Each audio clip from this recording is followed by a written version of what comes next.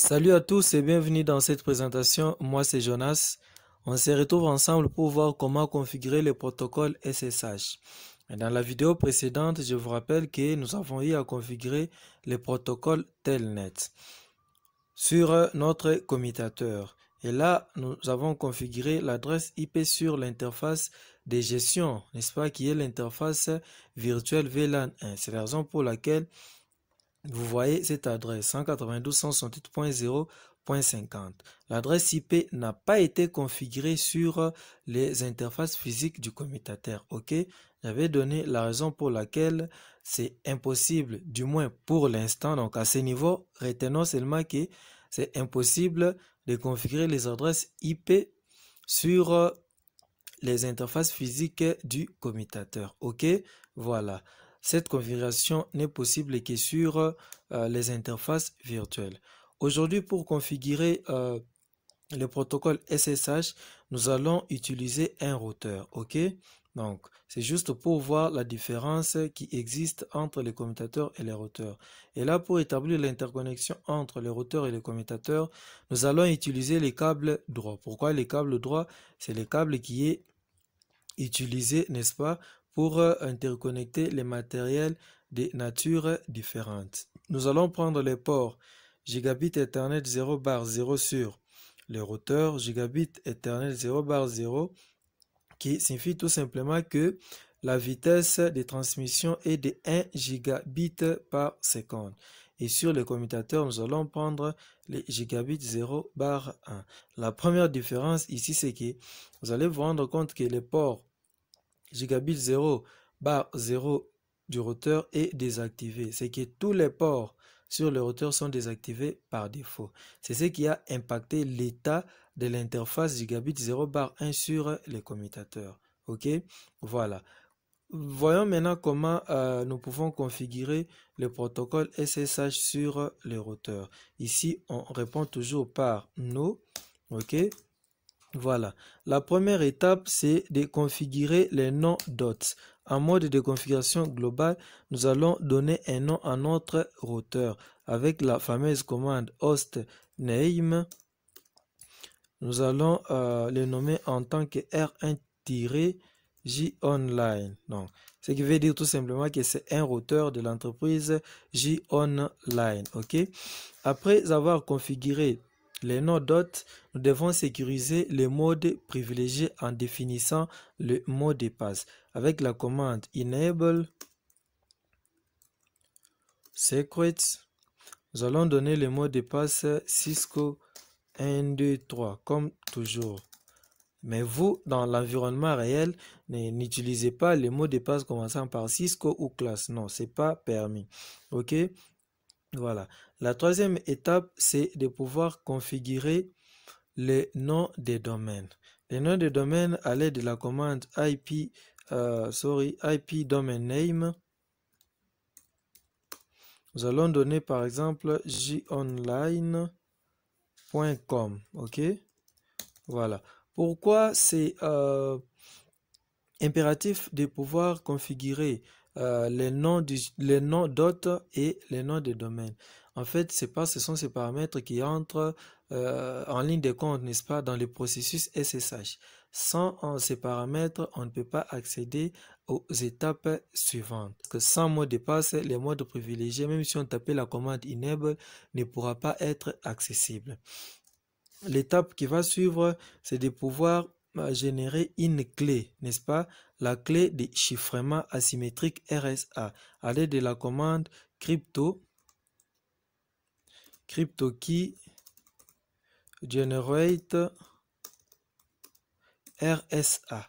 En fait, c'est une clé qui est utilisée pour chiffrer les mots de passe. Nous allons voir de quel mot de passe s'agit-il. Et aussi, je vous rappelle que le protocole SSH, c'est le protocole qui est beaucoup plus utilisé que le protocole Telnet. Pourquoi il est beaucoup plus utilisé? Eh bien, c'est parce qu'il crypte les mots de passe de l'authentification, n'est-ce pas? Tandis que le protocole Telnet, lorsque vous allez vous connecter au terminal du routeur soit du commutateur, le mot de passe est transmis en test clair. Imaginez la suite si un pirate arrivait à capturer les trafics en question. Donc, il y aura beaucoup de dégâts à pouvoir éviter, d'où l'impérieuse nécessité d'utiliser beaucoup plus le protocole SSH. Pourquoi? C'est lui qui fait appel aux algorithmes, n'est-ce pas, des cryptographies asymétriques telles que les RSA. Après avoir tapé cette commande, nous allons valider. Et là, il faut définir la taille, soit la longueur de la clé, ok, qui va pouvoir crypter les mots de passe en question. Plus la taille de la clé est longue et c'est vraiment difficile de pouvoir la déchiffrer, n'est-ce pas? Donc là, nous allons prendre 1024. Après avoir défini ou soit généré la clé de cryptographie, nous allons créer une base de données d'authentification en utilisant la commande username. Après, nous allons définir le nom d'utilisateur. Je prends admin et on donne un mot de passe d'authentification à l'admin. Prenons admin12 par exemple. Voilà. Avec cette commande, on vient de définir, soit de créer une base de données d'authentification. Ce qui veut dire qu'on peut configurer autant d'utilisateurs. On peut prendre admin 1, admin 2, ainsi de suite. Autre chose, c'est que la commande username utilise aussi le mot-clé privilège. Donc, on peut définir les niveaux de privilèges pour un tel ou tel autre utilisateur, n'est-ce pas? Voilà. Donc, par défaut, si le privilège n'est pas défini, le niveau est de 15. Mais si on définissait les privilèges à 12, par exemple, l'accès aux paramètres ne sera pas le même que l'accès avec privilège de niveau 15. OK? Dès que c'est déjà fait, nous allons faire de sorte que le protocole SSH soit transporté par les lignes virtuelles. Rappelez-vous, c'est la même chose qui a été faite lorsque nous avions configuré le protocole Telnet dans la vidéo précédente. Donc, nous allons prendre line VTY 0A. Nous allons prendre des utilisateurs pour les raisons de démonstration. Nous allons prendre juste deux connexions, de 0 à 1. Et là, qu'est-ce que nous allons faire? Nous allons transporter le protocole SSH, ok, transport input SSH plutôt, voilà, transport input SSH. Donc là, nous venons d'autoriser le protocole SSH sur les lignes virtuelles, ok, voilà. Après avoir fait ça, nous allons taper aussi la commande login, mais ce n'est pas tout. Comme nous avons une base de données d'authentification, il faut dire au routeur d'aller chercher cette base de données d'authentification dans laquelle il y a les noms d'utilisateur et les mots de passe. C'est la raison pour laquelle, à côté de login, nous allons taper local. Ce qui veut dire tout simplement pour l'authentification, qui va aller chercher la base de données d'authentification. Très intéressant. Et puis, nous allons valider. OK? Après avoir fait ça, il faut changer la version du protocole SSH en mode de configuration globale avec la commande IP SSH version 2, donc version 2. On valide. Mais ce n'est pas tout. Rappelez-vous toujours dans la vidéo précédente, après avoir configuré le protocole Telnet, il fallait qu'on puisse utiliser une interface disponible, l'interface sur laquelle l'adresse IP est configurée. Donc, pour les commutateurs, l'adresse IP a été configurée sur l'interface virtuelle, qui est l'interface de gestion, qui est l'interface VLAN 1 par défaut. Pourquoi? Parce que les commutateurs fonctionnant au niveau de la couche de liaison des données ne comprennent pas les adresses IP. C'est la raison pour laquelle les adresses IP ou cette adresse IP n'a pas été configurée sur les ports physiques du commutateur. Mais les routeurs, lui, fonctionnent au niveau de la couche réseau du modèle OSI. Et là, c'est l'adresse IP qui est comme information importante à noter là-dessus, n'est-ce pas? Voilà, c'est pourquoi nous allons configurer l'adresse IP sur l'interface gigabit 0/0 du routeur, qui est attaché au commutateur dans le réseau 192.168.0.0. Nous allons prendre l'adresse 192.168.0.1 à configurer sur cette interface. Très, très intéressant. Nous allons taper la commande interface gigabit 0/0 IP adresse 192.168.0.1, le masque 3 x 255. Et puis, après avoir configuré l'adresse IP, vous allez vous rendre compte que l'interface est toujours éteinte. C'est la raison pour laquelle nous devons la réactiver. OK? À l'aide de la commande no shutdown. OK? Voilà. Et là, vous voyez directement que l'état de l'interface vient de passer à l'état activé, donc app. Voilà. Une autre commande qui est comme un commentaire, n'est-ce pas? C'est la commande description. OK? Cette commande nous sert juste à mettre un commentaire sur l'interface pour dire l'interface est connectée à un tel ou tel autre périphérique. Dans notre cas, l'interface gigabit 0/0 du routeur est connectée au commutateur nommé switch central. Nous allons juste taper la commande description connect to switch central par exemple. OK, voilà.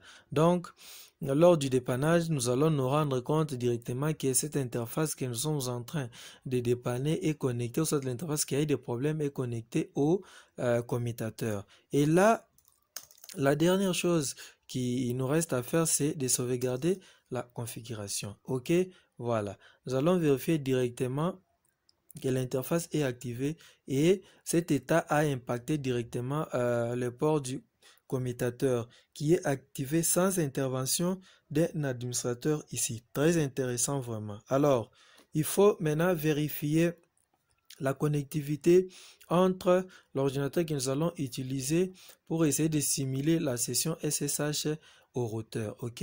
Prenons toujours le PC client web 1. À partir de là, nous allons lancer son invite de commande. Nous allons taper l'utilitaire ping 192.168.0.1.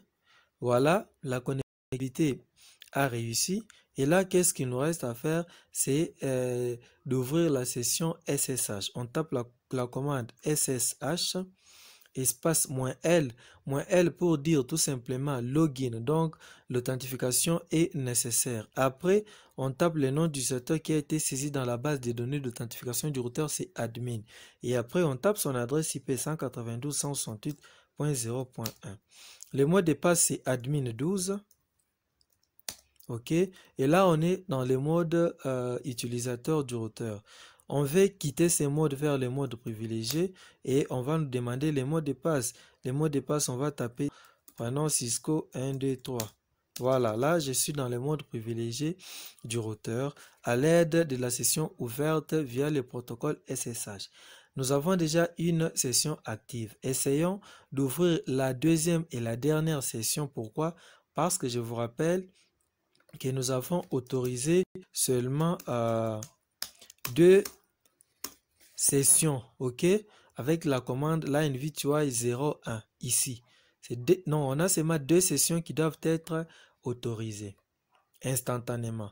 On va ouvrir la deuxième session à partir de ces PC. OK, on teste aussi la connectivité, c'est pas un péché, par contre, c'est primordial. 192.168.0.1.